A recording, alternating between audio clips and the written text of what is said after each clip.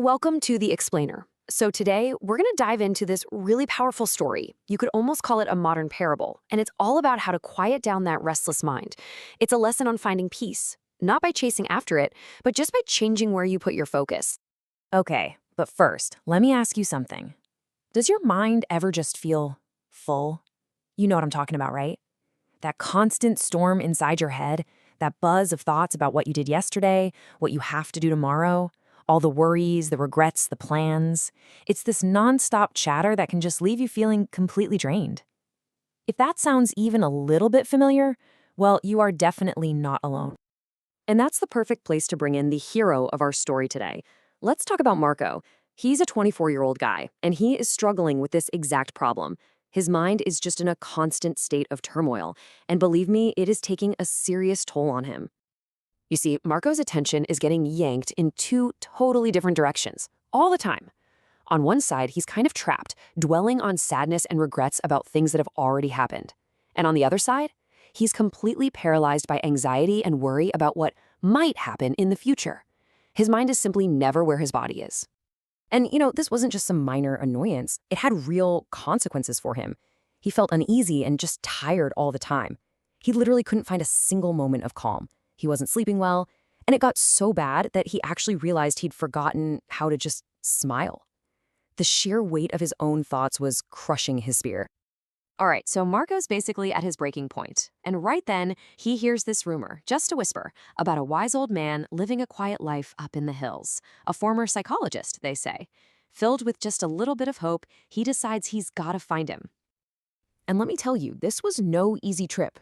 It was long, it was exhausting, which just goes to show you how desperate he was for any kind of relief from that storm in his head. But he finally gets there, and he finds the old man just sitting there peacefully. So Marco, he doesn't beat around the bush. He just lays it all out there with this really simple, direct plea from the heart. He says, "My mind is very restless. I cannot stop thinking. I want peace in my heart. Can you help me?" I mean, wow. That's a question so many of us can probably relate to. So, what does the wise man do? Does he give him some long, complicated lecture? Nope. He responds with a simple, physical challenge. And on the surface, it seems almost too simple. But trust me, this is where the magic happens. So here's the task he gives him. The old man hands Marco a glass of water, and it is filled right to the absolute brim. The challenge is to walk all the way to the edge of the village and then all the way back without spilling a single drop.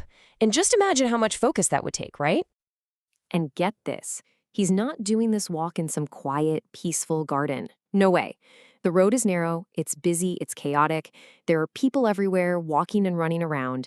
You've got shopkeepers shouting, trying to get his attention. Dogs are barking.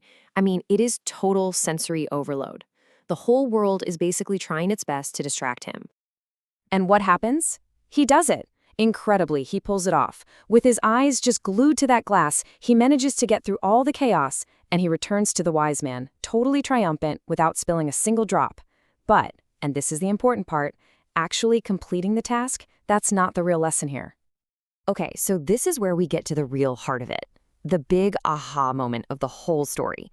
The wise man doesn't just pat him on the back. He asks a question that completely reframes the entire experience. He asks this really simple question. He says, "That's good, but tell me, while you were walking, did you see the children playing on the side of the road? Did you hear the dogs barking?" He's pointing out all those distractions that Marco just successfully ignored. And Marco's answer is so simple, but it is everything. He's a little surprised, and he just says, "No, I didn't see or hear a thing. I was only focusing on the glass." And right there, that is the whole secret. And this is where the wise man just lays it all out so perfectly.